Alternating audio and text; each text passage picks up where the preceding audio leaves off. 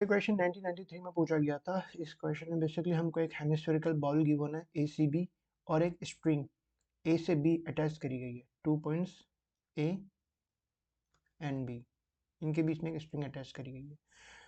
Question में जो दो पार्टिकल है Q और P, उनकी इनिशियल कंडीशन ये है कि at time t equal to 0 उनकी जो हॉरिजॉन्टल डायरेक्शन में स्पीड है वो v है। और क्वेश्चन में ये पूछा गया अगर TP हमारा time taken by P particle है from reaching A to B और TQ हमारा time taken by Q particle है, तो इनके बीच में रिलेशन क्या होगी। ये ऑप्शन हमको गिवन थे। तो बेसिकली अगर एक चीज़ नोट करें तो बोथ P एंड Q इनका डिस्प्लेसमेंट क्या है, सेम है, जो कि AB के इक्वल है। तो जो डेफिनेशन होती है वेलोसिटी की, अगर डिस्प्लेसमेंट सेम है और अगर स्पीड भी सेम है तो सेम टाइम पे पहुंचना चाहिए। बट हमको ये देखना होगा कि ड्यूरिंग द मोशन इनकी वेलोसिटी सेम रहती है या अलग अलग रहती है। तो सबसे पहले हम Q पार्टिकल को देखते हैं। जो पार्टिकल Q है उसकी वेलोसिटी v ही रहेगी, क्योंकि इस डायरेक्शन में कोई फोर्स नहीं लग रही है, तो वेलोसिटी चेंज नहीं होगी बाय न्यूटन्स लॉ। और हमें इस क्वेश्चन में ये भी मेंशन है कि हम फ्रिक्शन को नेग्लेक्ट करेंगे, तो कहीं पे फ्रिक्शन का रोल नहीं आएगा।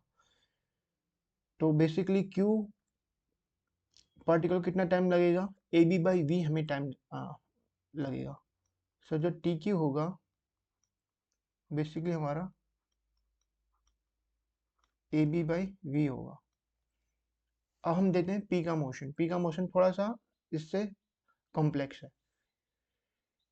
अब P जो पार्टिकल है वो हमारा under the influence of gravity है, तो जी हमारी ग्रेविटी की डायरेक्शन डाउनवर्ड होती है। तो जो P पार्टिकल होगा हमारा, उसका जो मोशन होगा वो एक एक्सेलरेटेड मोशन होगा। उस केस में वेलोसिटी जो हमारी initial velocity time t equal to 0 थी वो नहीं रहेगी, वो बेसिकली चेंज होगी। तो वेलोसिटी का चेंज हम कैसे समझते हैं, एक्सेलरेशन से समझते हैं। और जो इस टाइप के कर्व मोशन होते हैं उसमें हम कौन सा कंपोनेंट यूज करते हैं, normal tangent component for acceleration. वो हमको एक बार उनका वेरिएशन मालूम चल गया तो हमको वेलोसिटी का वेरिएशन मालूम चल जाएगी किस डायरेक्शन में हो रही है और इंक्रीज हो रही है या डिक्रीज हो रही है।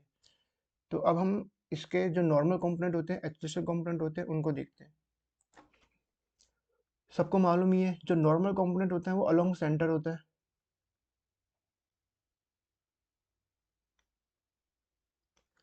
और जो टेंजेंट कंपोनेंट होता है टेंजेंशियल एक्सेलरेशन का वो अलोंग दी टेंजेंट होता है एट पॉइंट, गिवन पॉइंट। सो ये हमारा जो होगा AT होगा और ये जो हमारा होगा AC, जिसे सेंट्रीपिटल एक्सेलरेशन भी बोलते हैं। इस क्वेश्चन में एक चीज और ये भी देखना है, AB हमारा डायमीटर नहीं है। क्वेश्चन में कहीं पे भी गिवन नहीं है कि हमारा AB डायमीटर है, तो इसको ये मत समझना कि इसका सेंटर यहाँ पर है। इसका कोई यूज नहीं है क्वेश्चन, लेकिन फिर भी अदर क्वेश्चन होते हैं उनमें ऐसे कन्फ्यूजन से हम गलत आंसर निकाल सकते हैं। तो इसका जो नेट नेट एक्सेलरेशन होगा किस डायरेक्शन में होगा, इस डायरेक्शन में होगा। एज्यूम कर लेते हैं, अभी ग्राफिकली हम ऐसे एज्यूमशन बेस कर रहे हैं, तो एज्यूम कर लेते हैं इसी डायरेक्शन में होगा नेट एक्सेलरेशन। और जो हमारी वेलोसिटी है जो हॉरिजॉन्टल डायरेक्शन में होगी वो क्या होगी, इंक्रीज करेगी, क्योंकि ये जो कंपोनेंट है एक्सेलरेशन का नेट, इसका कुछ कंपोनेंट हमारा हॉरिजॉन्टल डायरेक्शन में भी होगा। तो बेसिकली जब हम ए पॉइंट से सी पॉइंट तक रीच कर रहे हैं, तो जब हम ए पॉइंट से सी पॉइंट तक रीच करेंगे तो हमारा क्या होगा, वेलोसिटी जो है, जो इनिशियल वेलोसिटी वी थी वो बढ़ती जाएगी। और जब हम सी पॉइंट से बी पॉइंट पे रीच करेंगे तो वो वेलोसिटी डिक्रीज हो जाएगी ड्यू टू सिमेट्री। अगर हम कोई भी पॉइंट सेम लेवल पे मानते हैं, यहाँ पे कोई पॉइंट मानते हैं और इसका सेम मानते हैं, वेलोसिटी सेम होगी। लेकिन ये जो वेलोसिटी है, जो इनिशियल वेलोसिटी थी उससे ज़्यादा होगी। वो सेम जो इनिशियल वेलोसिटी हमारी टी इक्वल टू 0 पे थी वी, वो नहीं होगी, उससे बड़ी ज़्यादा होगी। क्यों ज़्यादा होगी, क्योंकि एक्सेलरेशन का जो नेट एक्सेलरेशन है कॉम्पोनेंट होगा हॉरिजॉन्टल डायरेक्शन में। तो बेसिकली जो हमारी स्पीड होगी हॉरिजॉन्टल डायरेक्शन में, जो वी क्यू है, V P sorry, V P है, वो हमेशा हमारा क्या होगा, वी क्यू से बड़ा होगा। जो एवरेज, अगर हम उसका मोशन एवरेज मोशन लेंगे ड्यूरिंग ए टू बी, तो वी पी हमारा हमेशा क्या होगा, वी क्यू से बड़ा होगा। इट मीन्स सेम डिस्प्लेसमेंट तो सेम ही है ए बी, तो डिस्प्लेसमेंट सेम है और वी पी बड़ा है, तो जो टाइम लगेगा टी पी वो क्या होगा, हमारा टी क्यू से कम होगा। तो इस केस में हमारा ऑप्शन ए करेक्ट है। तो जब भी वेलोसिटी या ऐसे कुछ हमारे टाइम निकालना हो, तो सबसे पहले वेलोसिटी का वेरिएशन के लिए एक्सलेशन डिफाइन करो। एक्सलेशन अगर रेक्टिलिनियर है तो वैसा लो, अगर कर्व वाला पाथ है तो उसमें हमेशा सूटेबल रहता है कि नॉर्मल टेंजेंट कॉम्पोनेंट निकालो और उसका इफेक्ट देखो कि पार्टिकल पे कैसे लग रहा है।